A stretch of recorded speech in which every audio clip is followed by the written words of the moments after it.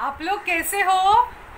आज जो हम बात करने वाले हैं, चर्चा करने वाले हैं, वो महासच्चक सुत्त के बारे में बोलने वाले हैं। महासच्चक सुत्त ये मध्यम निकाय से है और होता ये कि एक सच्चका नामक एक गृहस्थ रहते हैं जो निगंता के पुत्र रहते हैं। वो बुद्ध के पास एक शंका लेकर आते हैं। पूछते हैं बुद्ध को कि बहुत सारे साधु ऐसे होते हैं जो मन को विकसित करते हैं और अपने शरीर को नहीं। कुछ ऐसे होते हैं जो शरीर को विकसित करते हैं या उसका अच्छे से उपयोग करते हैं या उसका ज़्यादा विकास करते हैं, लेकिन शरीर का नहीं। तब आपके जो यहाँ पे भिक्षु हैं वो सिर्फ मन का ही विकसित करते हैं, उसका ही विकास करते हैं, शरीर का कुछ नहीं करते हैं। तब बुद्ध ने उनको पूछा कि आप किन साधुओं के बारे में बात करते हो जो जिनका शरीर विकसित किया है या शरीर को ज़्यादा उन्होंने अपने आप को शरीर का विकास किया ज़्यादा है।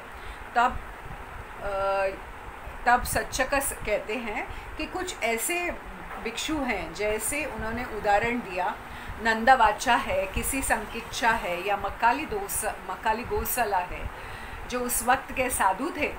तो ये कैसे करते हैं कि थोड़ा सा ही खाना खाते हैं या तो खाना खाते ही नहीं हैं, शरीर को इतना ज़्यादा बिल्कुल भी कुछ भी अन्नदान नहीं देते हैं, शरीर का वो उस तरीके से विकसित करने के हिसाब से बोलते हैं। तो इन लोगों का मन के बारे में क्या बुद्ध से पूछते हैं।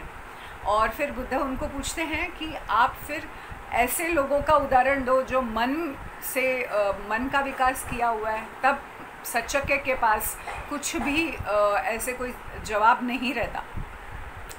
तब सच्चक पूछते हैं बुद्ध से कि आपका दोनों भी मन भी है विकसित और शरीर भी, ऐसे आप कह सकते हो? बुद्ध ने इस चीज़ को एक हंसी में हंसकर बोले कि मैं आपको समझाता हूँ। जब मैं आप जैसे ही थे, गृहस्थ था, तब मैंने सोचा कि इस दुनिया में कुछ भी ठीक नहीं है, मुझे दुख का कारण, दुख से निकलना था। इसीलिए मैंने घर का वातावरण था वहाँ से निकल चुका। बहुत ज़्यादा काम में और इसमें मैं उलझा हुआ था, तो मैं निकल चुका वहाँ से और मैंने साधु बनना पसंद किया और मैं निकला। और उस वक्त उन्होंने 3 उदाहरण सच्चक को कहा। वो ये कि एक इंसान ऐसे होता है जिसके हाथों में आग लगाने के लिए एक लकड़ी होता है। उस वक्त तो आग इसी तरीके से 2 लकड़ी को जला करके होता था। तो एक ऐसे लकड़ी जो पानी में गिरा हुआ है, पानी में पूरी तरह से गीला है, और ये इंसान सूखा लकड़ी लेकर आता है, तो क्या वो आग कर सकता है उस लकड़ी के साथ? तो सच्चक ने कहा नहीं कर सकता। तब बुद्ध ने उनको समझाया कि वो जो पानी में गिरा हुआ है वो पूरे काम वासना में गिरा हुआ है। वो उस इंसान की तरह है जो पूरी तरह से अपने शरीर और मन पूरा काम वासना में उसका डूबा हुआ है, जो शरीर को पूरी तरह से काम वासना में है। फिर दूसरा उदाहरण देते हैं कि ऐसे लकड़ी जो गीला है लेकिन वो दूर है पानी से, फिर भी अगर आग हो सकता है क्या सूखे लकड़ी से? तब सच्चका कहता है नहीं, वो भी नहीं शक्य है।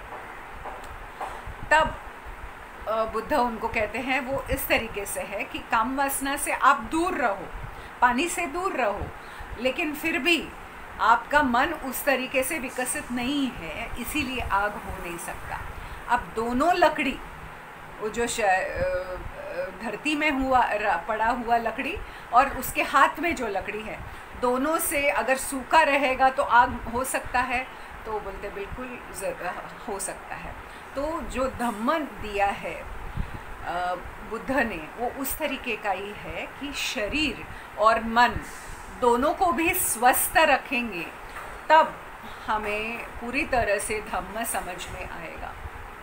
इस तरीके से उनको समझाते हैं और फिर वो कहते हैं कि हमने भी बहुत शरीर का आलोचना किया, हमने शरीर को इस तरीके से उसको नाक और कान को बंद करके बहुत सारे विकृतियाँ किया शरीर के साथ। कभी हमने सांस लेना भी बंद कर दिया था, कभी हमने शरीर को बिल्कुल भी अन्न न देने से बहुत सारे शरीर इतना पतला हो गया था, इतना ज़्यादा दुर्बल हो गया था, काला पड़ गया था, कुछ भी नहीं खाते हुए, ये सोचकर कि अगर शरीर को अगर मैंने तकलीफ़ दिया तो मन विकसित होगा। उस तरीके के कुछ उस ज़माने के जो साधु थे वो उस तरीके से सोचते थे।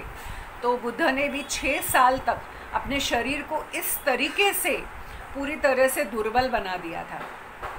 तब उनको याद आता कि वो जब ही छोटे थे और उनको जब ध्यान के बारे में समझ में आया था, झाना उनको बहुत 6 साल का बच्चे थे और वहाँ पे एक जगह पे झाड़ के नीचे वो बैठे थे, तब उन्होंने ध्यान का पहली बार अनुभव किया था। तब तो उन्होंने शरीर को बिल्कुल तकलीफ़ नहीं दिया था।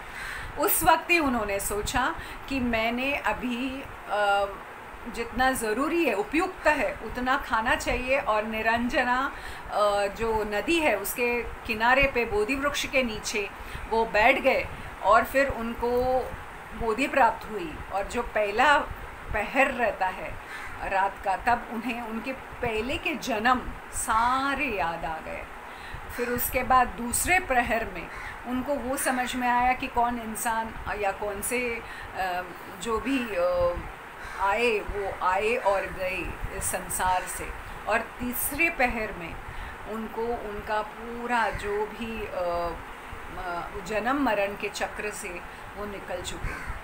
तब उन्हें समझ में आया कि शरीर और मन दोनों को भी एक साथ ही मध्यम मार्ग से ही हम पूरी तरह से धम्म समझ सकते हैं।